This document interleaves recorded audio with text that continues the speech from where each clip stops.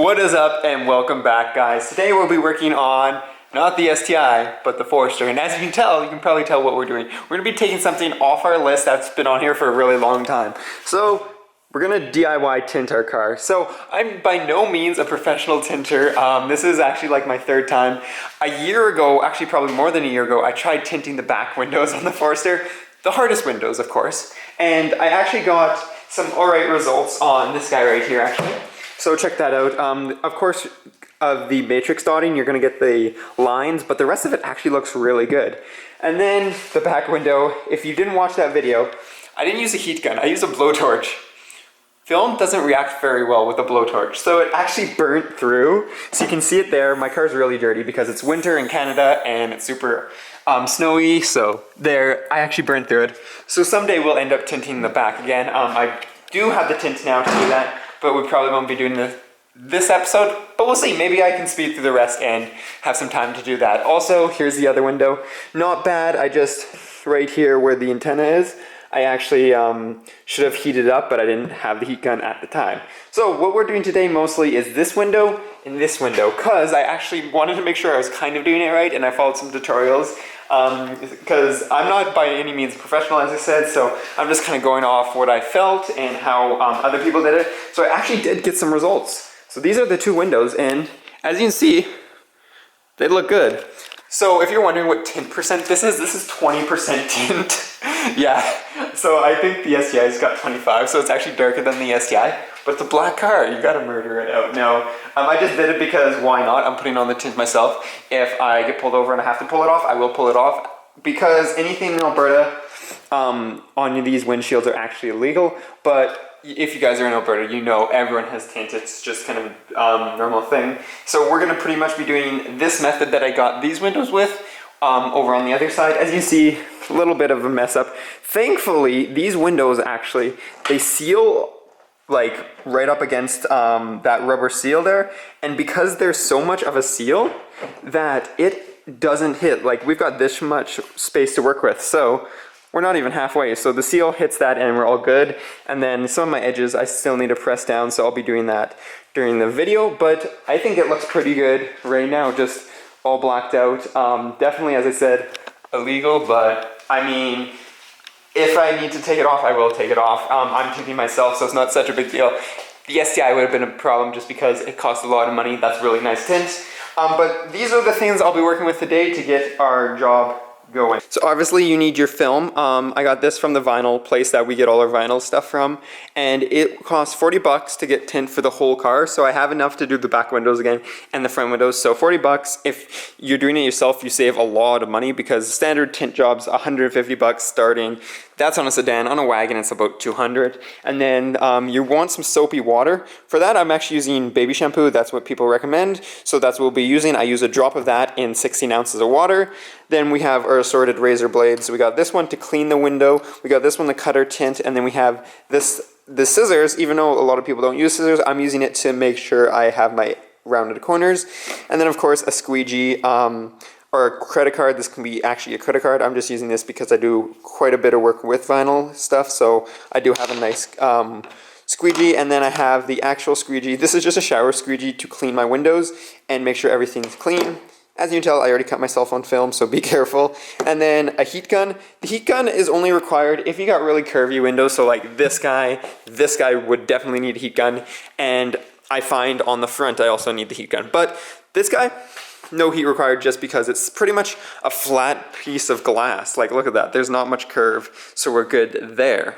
So we'll actually be doing this window, even though I got the tint cut for this window, just because this one, again, is a little bit easier. This is the hardest one, and I'm going to take my time on that, and this is just another one to practice on. So some of the things I'll be doing, first of all, is cleaning this window. So what I'm going to do is I'm actually going to spray down with my soapy water, and you're going to be getting a lot of water everywhere. So don't do this in freezing conditions, and make sure you have lots of rags around here. Anyways, I'm going to be doing that, and then what I'm going to be doing is taking my little razor blade actually, and just running it across, and that's going to cut anything that's on the surface that could contaminate the film. You're going to be doing the exact same thing to the inside of the window, because the inside is actually more important. I just like to do it on the outside too, because if I do have any contaminants on here, you might as well get them off while you're doing it. There's no reason not to, so just run it across, and really, there's a couple things, especially on these windows, there's a fair amount of stuff, but there's not too much. And then once you've ran your razor blade, you're gonna spray it again with your soapy water. You can get it nice and wet and take your squeegee. This is the most important tool of the day, and you're gonna squeegee off the water. And this will also clean the surface super, super well. This is the best way to clean it, because using a paper towel or something to take off the material is actually going to leave little flakes, and that's what happened to that window right there. So once this is clean, we're going to actually close it. What am I doing? We're going to close it, and we're going to spray it again, and we're actually going to cut our vinyl, or not our vinyl, our tint. We're going to figure out how much tint we want. So spray it down. Then we're going to grab our tint. Make sure you know what side the film is. I know the film is on the outside here because I've been using it all day, and you can also just look at the very edge and see that the film's on the outside. Then you're gonna lay it down, because you just sprayed it again, it's gonna tack up, which is really nice. It's kind of hard to do with this one person, but people that tint professionally, they know a much better way to do this, but I kind of just do it really awkwardly. And then you just want it so that you have enough tint, about an inch on your extra. I actually leave a little less because I find my windows have lots of room, so there we go, we're good. I'm gonna actually bring that out just a little bit more. There, I'm gonna use this as my cut line. I'm gonna go unroll it, unroll it, unroll it, until I find where I can cut it. Grab your knife and stab your film. No, did I stab in the wrong spot? This is why you also put extra, because if you're like me and you just stabbed it in the wrong spot, you're gonna need that extra.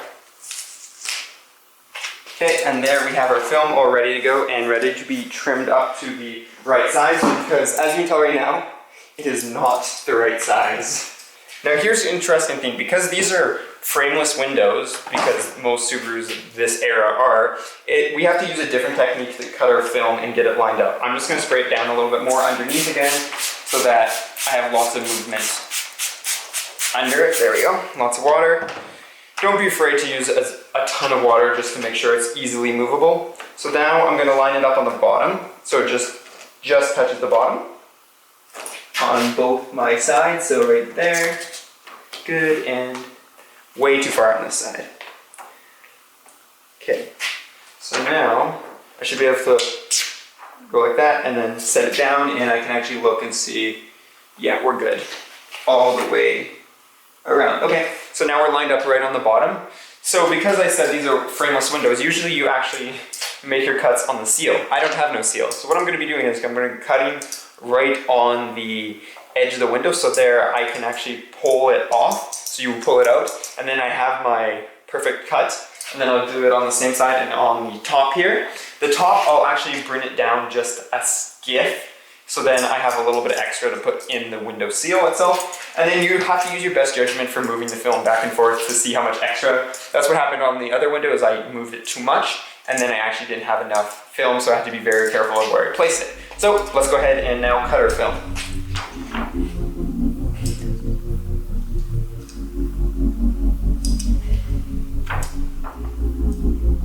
Also, I'd recommend keeping it in tension. There we go.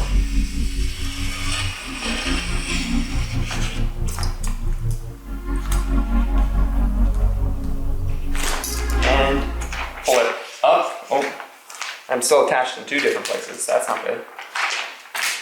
Up, and there you go. You have your first cut all done, and I actually moved it when I did that, so now I gotta be careful of where I put it. So now, since I'm overlapping a little bit here, I'm going to use my best judgment, and I'm going to say that I want just a little bit of edge.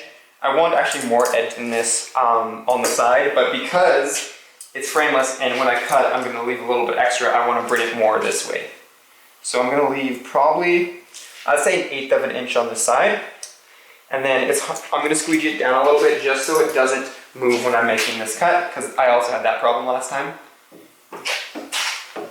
And just because it's something you should be doing, is I'm going to shrink it after here so we know our exact dimensions. And it's not going to bubble, okay? So as you see, you guys probably can't see, but I just moved it there. So this is something that you gotta be very careful of so you don't move your film all over when you're... And we're gonna cut the film now and pray that this works.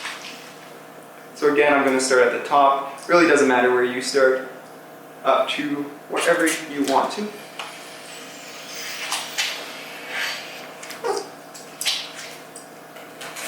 And peel it off. That might have been perfect. Perfect, look at that.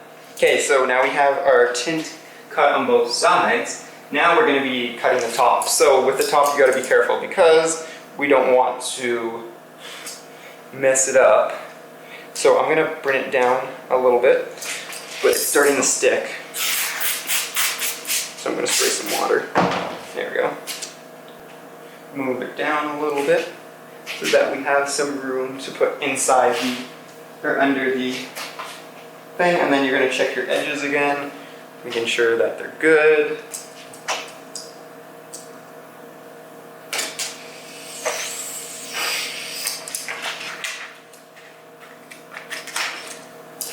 And there we go, we technically have our film all trimmed up. Now we're going to work on the edges. Now the real way to do the edges is a little bit different than what I'm doing because, well, I'm not a professional and we're just doing this to learn. So there, spray it, and then we're going to just squeeze it off really quickly, and then we're going to spray it again. Noticing a trend in this. And then what we're going to do is we're going to lay this film that we're going to be applying on this window here down on this window. And now I can actually go ahead and trim my corners. Most people would use a razor blade because they know how to use one very well. I'm using scissors because, well, I don't. And now I'm just checking, making sure my film is good. So I cut it and now I'm putting it on here. I think this is my best one yet. Look at that. A little bit of an edge all the way up. Pretty good corner and another really good corner and then all the way down. There's like itty bitty edge, but that's it. So now that we have this, it's time to actually install it. The most stressful part. So pretty much, again, we're going to be cleaning the window, but this time it's the inside. So you know the deal.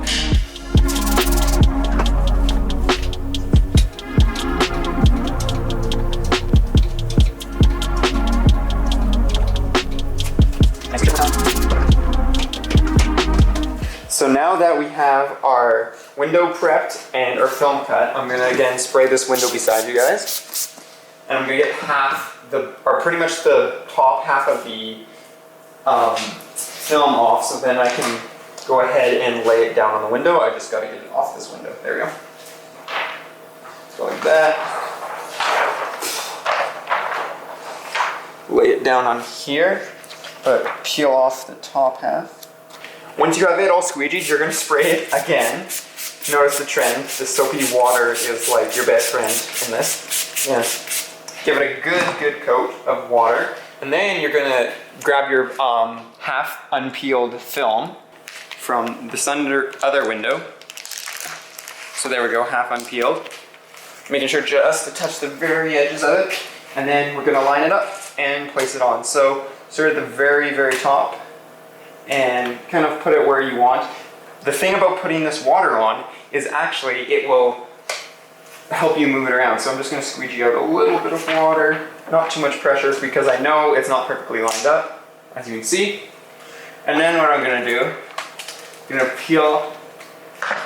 to peel off just a little bit more of this film backing. And then, there we go. The film is ready to be put on. So what I'm going to do is I'm going to line it up. Because we have all this water underneath, I can actually just kind of press it down a little bit, but not too much. And as you can see, that's not lined up. What is going on there? I don't know. Question. And I have way too much on this side, or way too much film, not enough. So what I'm going to do is I'm actually going to pull it over. I guess I don't have enough water? Question mark? Yeah, so we're going to put some more water on it. There we go. So I didn't have enough soap in my water, so I put a little bit more, and now you can see as I have the ability to pretty much just push it around wherever I need it to go. Except they're still sticking on the side that I haven't sprayed down again. So there's a proof. And also I like to spray the inside of the film so then I can use my squeegee and it will actually not damage the film. Even though I'm not too worried, these windows are absolutely trash, it's still work. Best practices. There we go. So now that we have the inside in, we're gonna try to get this bottom in. The bottom is the fun part. I usually just go like this, and then just bring it in and slide it down like that. Sometimes it doesn't want to play nice, so we'll see if we can get it to work. And now that we got this whole edge in, it's time to start squeegeeing a lot more. So you can put a lot more force because your tops are going to be stuck on pretty good. You can also see if you're squeegeeing out any water by doing this. And yeah, I'm getting a little bit of water, but there's not a ton. So I'm going to work my way down. And really you just want to get the water out any angle you wish. You can go sideways, you can go left, right. I wouldn't recommend going like this because it gets a weird bump and it starts to mess with it.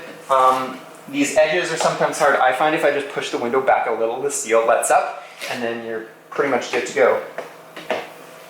And now that it's actually on there pretty good, I'm actually going to take a heat gun, and you do this on curved windows, so the front window you see a lot more, but it's essentially going to heat it up and let you shrink it a little bit. So when it's curved, it will shrink into the conformities here. It's not a big deal, but I'm just doing it to make sure that I've got as much water as out and no bubbles.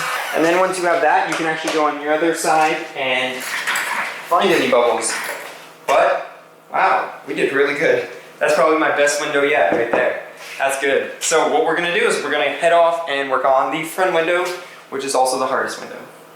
Because again, this is a frameless window, it's the exact same technique. So pretty much I'm gonna do the exact same thing I did on that window, and we're gonna have the last window on the Forester tinted for real this time.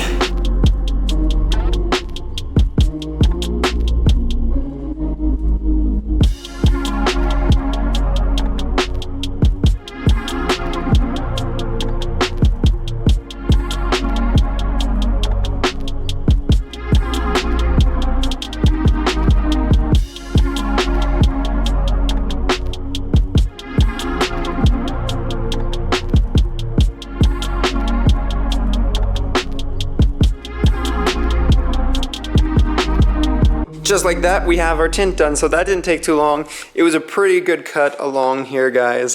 This side's just a little bit wider, just in this spot right here. But again, the seals are so big, it's not really that big of a deal. And then here's our other perfect window. And then I just was checking to see what it looked like on this side, with the doors pretty much shut. Let's just go like that, go like that. Oh, I definitely just closed that. Well, it's still sticking, so that's good. But that's what it looks like when it's all closed up. So as you can see, it's not extremely dark. You can still see through it, like, and see, but it is quite dark, and it looks really good. It's not completely murdered out, but that's what it looks like when it's all tinted on the one side. So I like it a lot. It definitely makes it a little more aggressive. So definitely this is a start of something much bigger with this car. We're going to be doing a lot, but I just want to get this tint done because it was so long in the waiting. So yeah, look at that. You can't even see. So that looks real good. So next we are going to be, not this video, but next I think we're going to be doing a couple more things to here. It's almost time to put the Summers back on. I'm not going to be buying new wheels yet. And then we have one other thing that I picked up when we picked up the tint. We actually picked up some of this. So if you guys know Subarus, you know they have yellow fog lights, especially the off-road ones. So that's what we'll be doing next episode, is we're going to be putting some yellow tint on our fog lights. I don't expect them to be super yellow. As far as I know, that yellow tint doesn't make it super yellow, but it does look pretty cool. Just because, why not? We have, that stuff costs like $1 or something, why not? It's good stuff. It's just, I get it from a warehouse, so they have really good deals. So we're going to be doing that probably next episode, so it's going to be a little bit shorter, but it's going to be still pretty cool. We're going to figure out how to do headlight tint on our fog lights, and then maybe, who knows, we might darken these up, maybe, I don't know. Maybe I have ideas for these headlights. I want to put some cool HID setups eventually, so we'll eventually do that. But check it out, it's tinted. So that means we can go over here and go, oh, well, that's not coming off. Anyways, I'll remove that, I guess. But there we go, have another thing done on the Forester. I'm so happy it turned out a lot better than our tinting before. We will be fixing that tinting eventually. I don't know when. Maybe in the summer or maybe before the spring starts to get off, but we'll see. Anyways, that is going to be it for today. So I hope you enjoyed my exploration into tinting, and maybe if you guys are learning the first time, some of those tips helped. If you guys are professionals, you probably know better than me that hopefully you got a little bit of entertainment out of me probably doing stuff wrong. Anyways, that's it. Peace out and stay humble.